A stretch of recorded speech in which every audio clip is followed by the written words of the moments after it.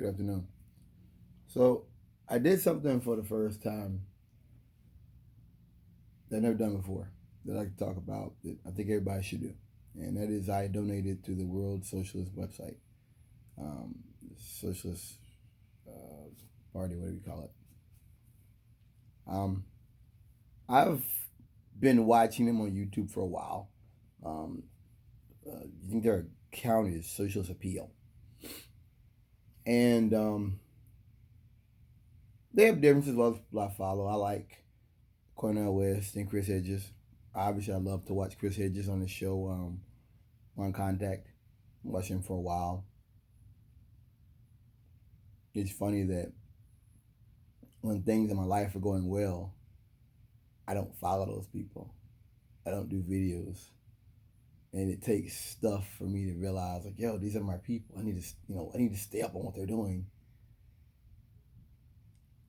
I I just been watching that stuff for a long time, and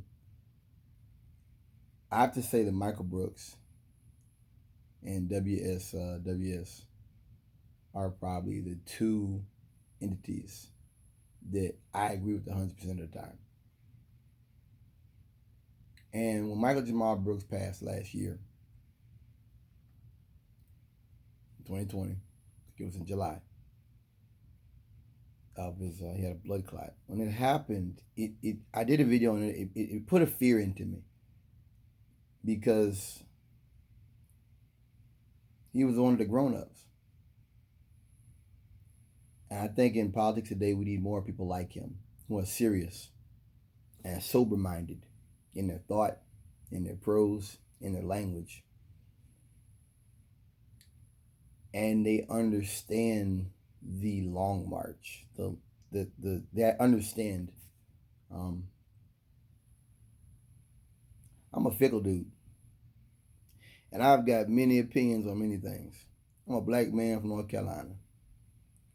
There are certain things I'm just going to be conservative about, just due to the way I was raised, who I was raised by. There's some things that I probably will tell you. I'm probably wrong. That's just the way I was raised. But I can say WS and Michael Jamal Brooks 100% of the time. There ain't been a video Michael did, I don't think he did in his lifetime, that I wouldn't be nodding my head to. Very little. Michael was a Jew. Michael was a Jew. Sam Cedar's a Jew. I think David Packman's a Jew. I think, in fact, that's how they met. I think David Packman introduced Michael Brooks to Sam Cedar, and he's like put him on a book or on his show, and that's how he got big. He made his own show. Yeah, that's right. So these are Jews. Be clear about it. But they're still able to consciously recognize the crimes of the nation of Israel. They're consciously able to put their nationality aside, to put their beliefs aside, and to recognize when a wrong is being done. And it kind of touches me that even after Michael's passed, that these videos pop up on my YouTube feed, people talking about stuff he said when he was alive. It touches my heart. It's sad too, because we needed him more now than ever. And it's sad that Michael's words, if I die, I hope my words don't matter in a decade. I hope that the things I talk about aren't a problem anymore, that we've done something about climate change, that the storms don't get worse. We don't get worse wildfires. I hope that this stuff has no value 10, 20 years down the road. The fact that Michael said so over a year ago, and now Israel's back doing shit, that's kind of morbid. It's because it makes you think, what's the point? It's kind of sad. It'd be like the police department telling the officers, don't do something because it'll cause something bad to happen, and then the next day they do it. It's just like, what was the point? You're not listening. There was no impact.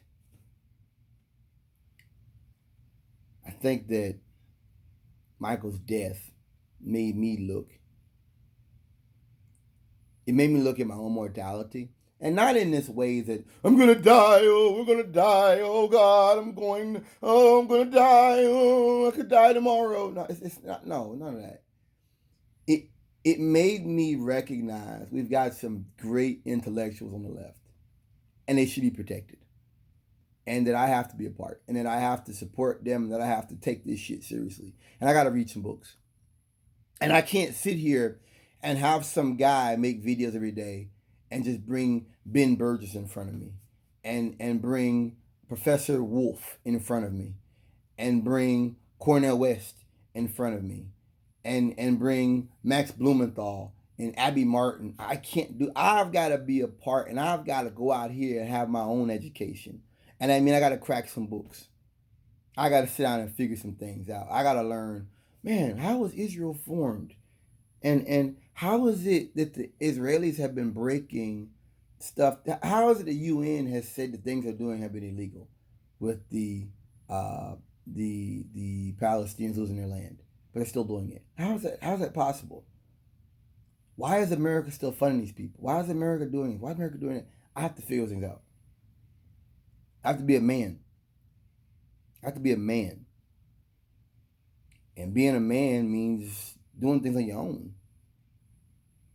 Not having somebody baby you, play with you, you know, and spoon feed you. Here, you want some peas? No. You better cut that meat yourself. You better eat your own, make your own sandwich. World Socialist did a video, and I was trying to speak about it earlier, and my video got interrupted. They done a video talking about how they made a video after January 6th. And the video is called "Where is America Going?" And it's a great video. I've watched it 2 or 3 times. I might watch it again. I watched it on my TV. Great video. Great video. And I mean, it just a very, very good understanding of American history. I'm an American, and I did not understand all that. Talking about John Kennedy and things he did, and this and that, and it just it goes back to something I say often, that when the left screams about Russiagate, they are downplaying a serious problem in America. America's divided. And a large portion of rural whites feel disconnected from society. Period. This is why they're still talking about Trump's the president in May. Come on, man. This is a problem. This is now Republicans are trying to say that January 6th wasn't that bad. I understand an officer had both his legs broken. Another officer, I think, lost his eyesight. Officers beat over the head with a fire extinguisher. People were trampled. They had nooses hanging up there. The guy had a shirt that said something about the Holocaust. We need to start it over again. And you think that was something? I don't want to be hysterical. I don't want to be hysterical. That's not the point of this video. I don't like that. But it should be recognized, the seriousness of the times and the seriousness of what happened on January the 6th.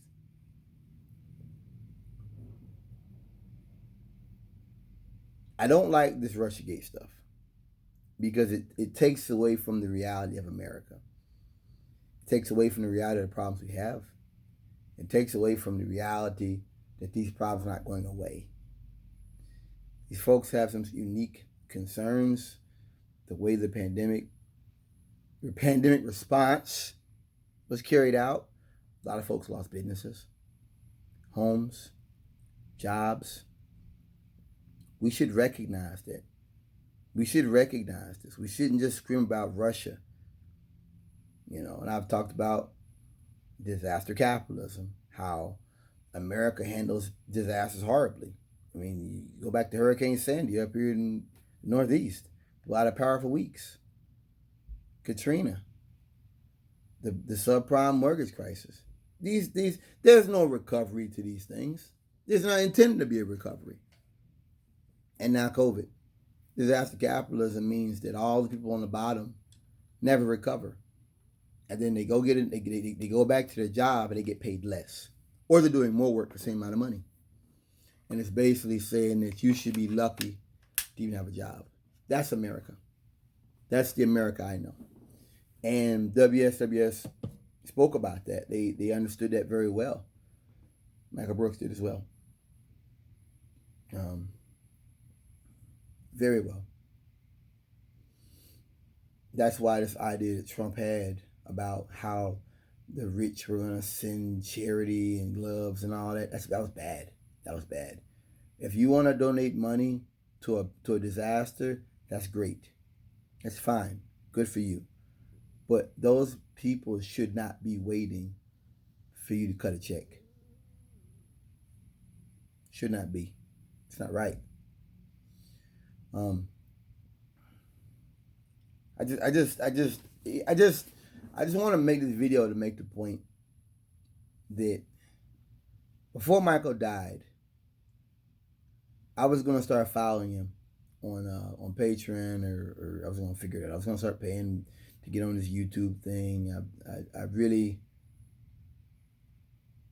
love that man, and I respected him, and I hope he knew the impact he made on so many people. I mean, he did a video talking about the different type of black voters in New York City.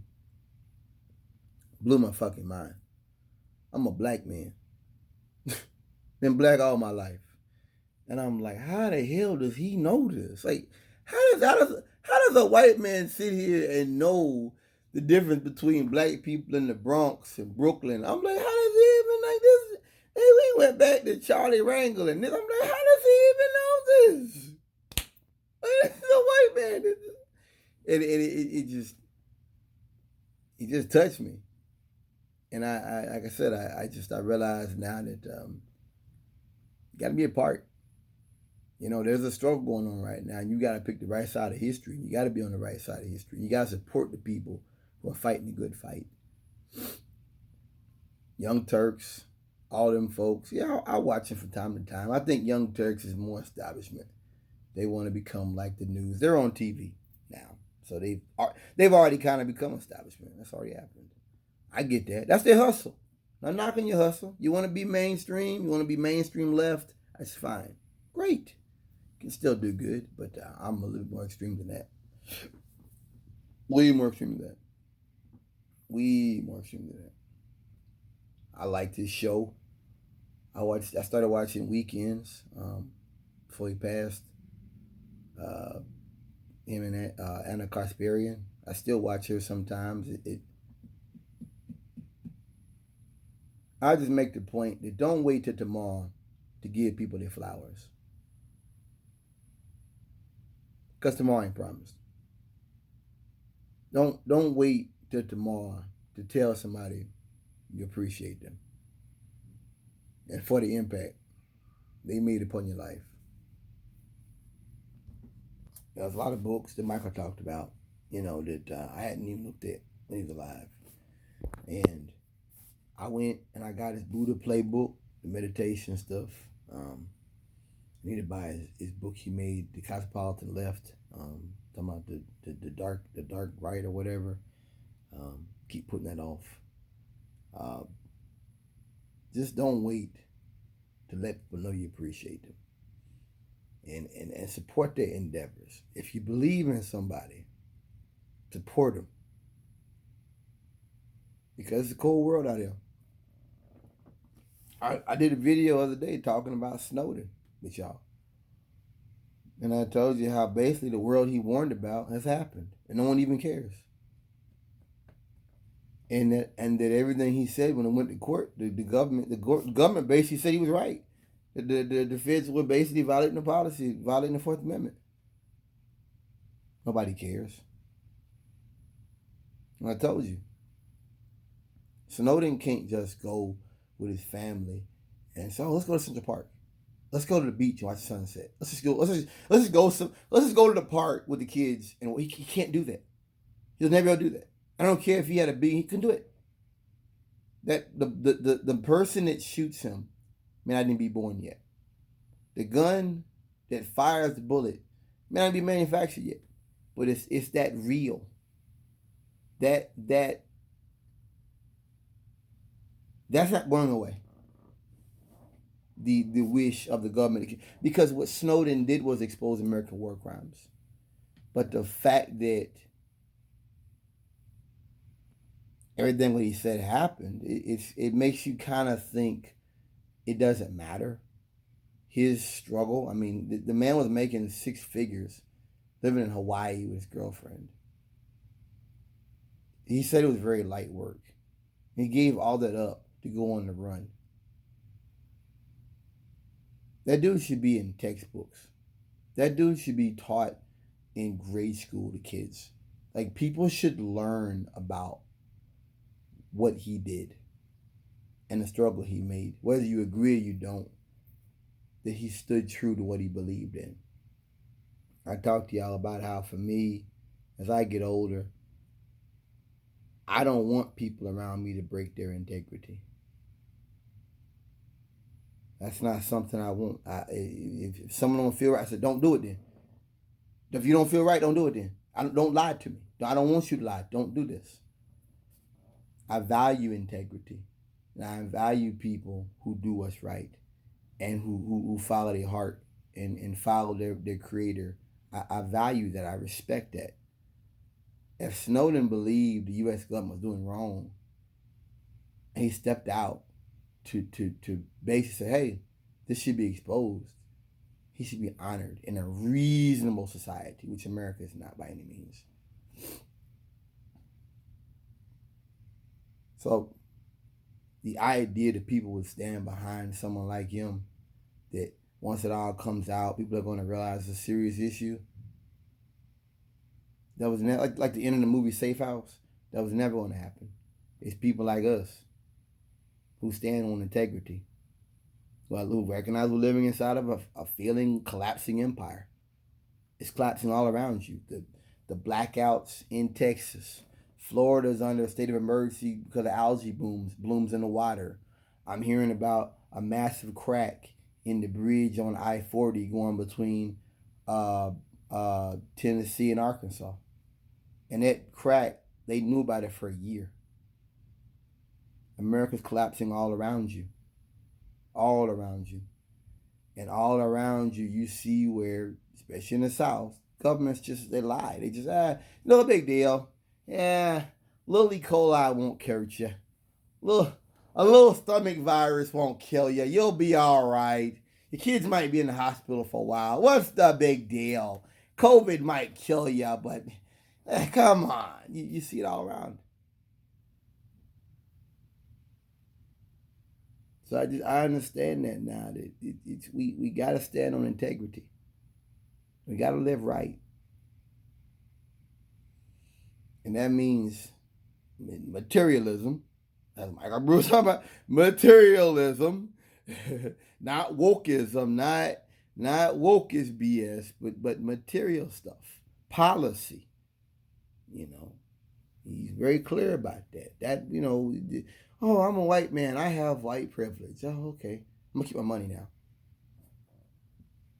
No, it's got to be about more than that. You got to be serious about these things.